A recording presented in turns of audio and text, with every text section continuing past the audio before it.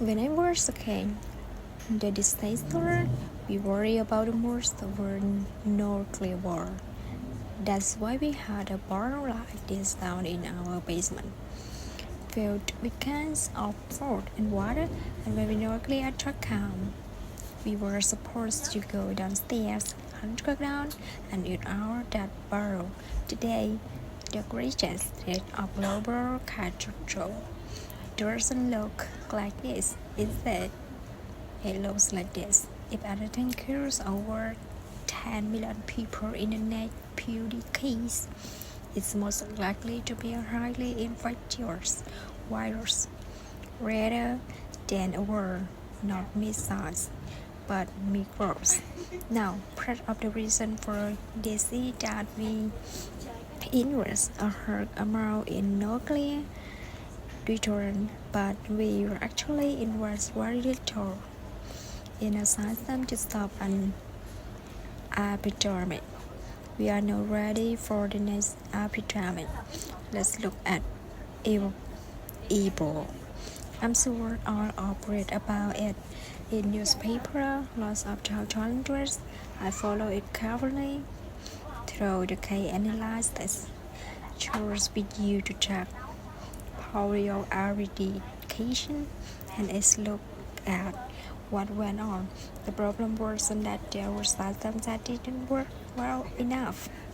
The problem was that we didn't have a system at all. In part, there are some variety of viewers.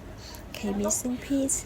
We didn't have a group of epidemiologists ready to go who would have gone, seen what disease were, see how fight had spread. The case reports came in on paper. It was very late before they were put online, and they were extremely inaccurate. We didn't have a medical team ready to go. We didn't have a way of preparing people. Now medicine science frontiers did a great job of illustrating volunteers, but even so, we were far slower than we should have been getting the thousands of workers into this country, and a large epidemic would require us to have hundreds of thousands of workers.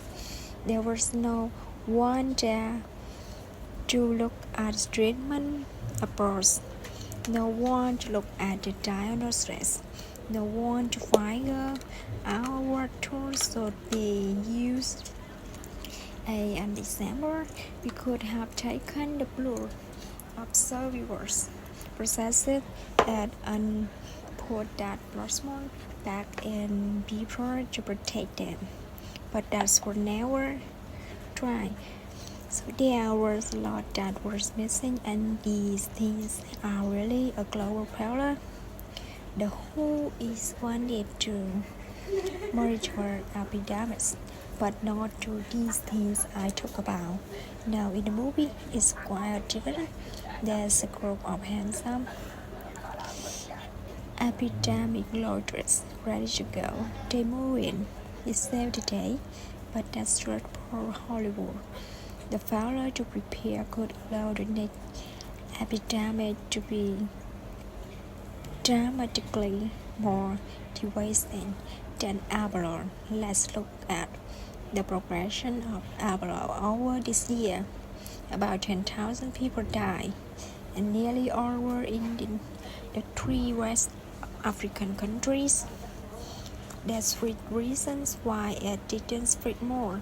The first is there was a lot of heroic work by the health worker to find the people and they prevented more infections. The second is the nature of the virus. Ebola does not spread through the air, and by the time you are contagious, or people associate that they are bedridden. Third, it didn't get into many urban areas, and that was just luck. If it got into a lot more urban areas, the case numbers would have been much larger. So next time we might not be so lucky. You can have a virus where people feel well enough while they are infectious that they get on a plane or they go to a market. The source of the virus could be a natural epidemic like Ebola, or it could be biotourism. And so there are things that would literally make things 1,000 times worse. In fact, let's look at model of a virus spread through the air like the Spanish flu back in 1918. So here's what would happen. It would spread through the world very, very quickly, and you can see there's over 30 million people die from the epidemic. So this is a serious problem.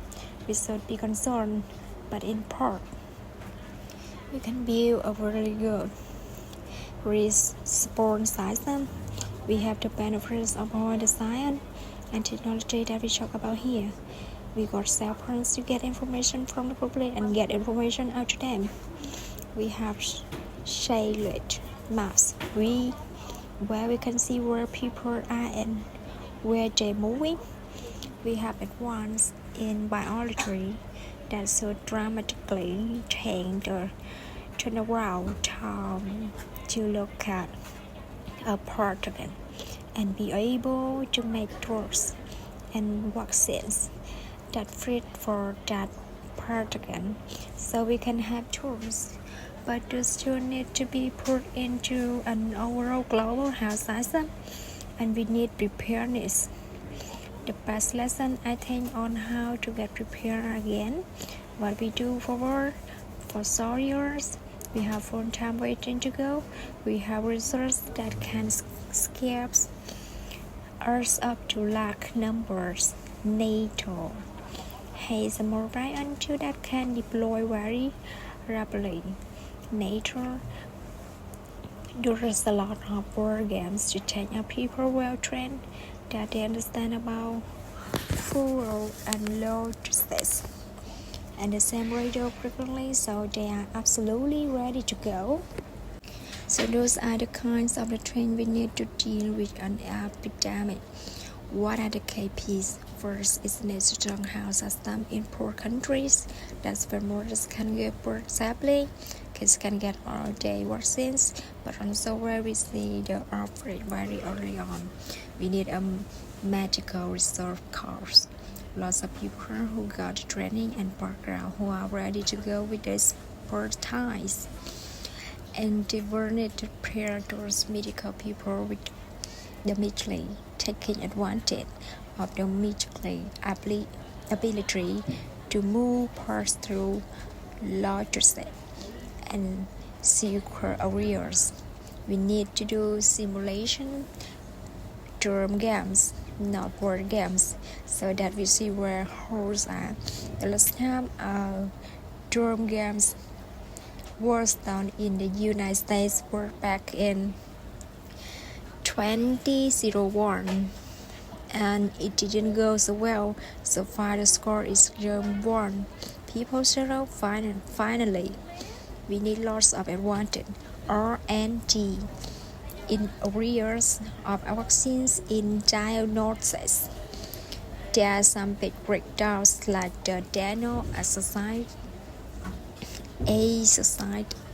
virus that could work very, very quickly. Now I don't have an exact budget for what this would cost, but I'm quite sure it's very modest compared to the potential harm. The World Bank estimates that if we have a worldwide flu epidemic, global wealth will go down by over $3 trillion, and we have millions and millions of years. These investments offer significant benefits beyond just being ready for the epidemic. Primary health care, the R&D, those things would reduce global health equity and make the world more just as well as more sad. So I think this should absolutely be a prioritized. There's no need to panic.